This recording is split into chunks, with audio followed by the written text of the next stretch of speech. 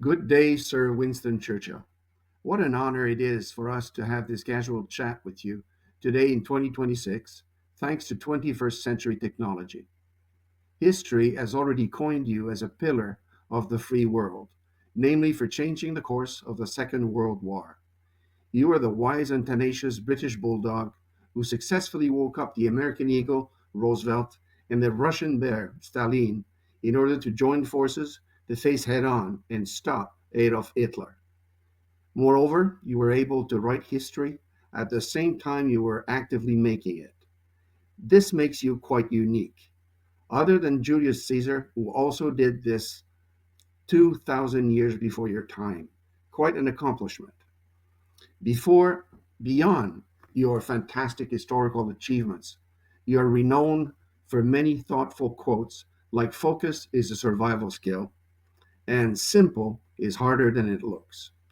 In this context, I'd like to hear you comment specifically on your one page letter that you wrote to your war cabinet on August 9th, 1940, titled Brevity.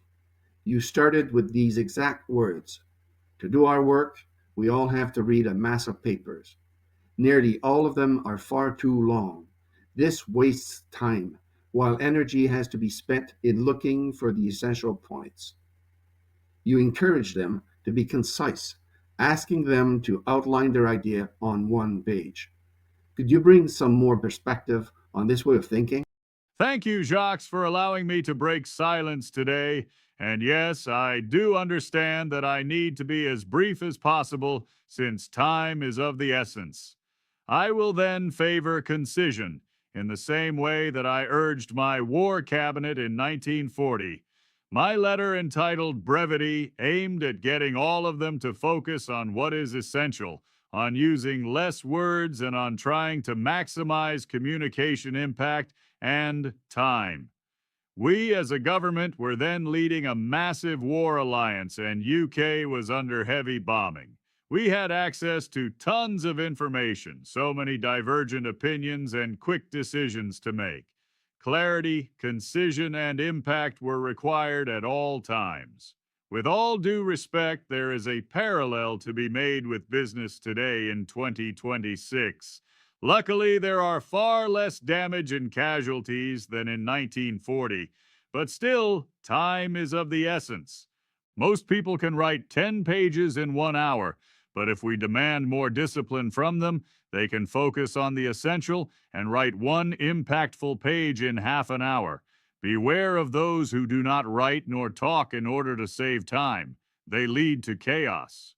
The essential points need to be written or said in an efficient way. That is why I created our famous military intelligence services, which turned out to be critical in our victory. By the way, the first letters of military intelligence, which are M and I, are found in what you know now as MI5 and MI6, who need to add AI to their sources today but still need to be brief as time is even more of the essence. Am I concise and impactful enough, Jacques? Oh, yes, Sir Winston. You are very clear and efficient with your short statements. You have successfully brought historic perspective on the need for brevity. You even made a meaningful link with our reality in the business world in 2026. Yet, luckily, we're not in a life threatening context like you were in war times. But business is a relatively serious world in which serious people invest serious money. Far too many words are written or said, causing so much waste of time and focus. Most people I know agree with this reality in our business environments, but little effort is dedicated to correct this state of fact as if that was acceptable and normal. Much more than an agreement on this problem is required. It needs to be analyzed, quantified, understood, and prioritized by all executives striving for organizational efficiency. There is a need for impactful leadership, implementing a vision, calling for concision and focus. Your involvement today may trigger such a conclusion among our audience. And hopefully, we do not have to wait for geopolitics to create a sense of urgency. Thank you, Sir Winston, for your kind presence here today.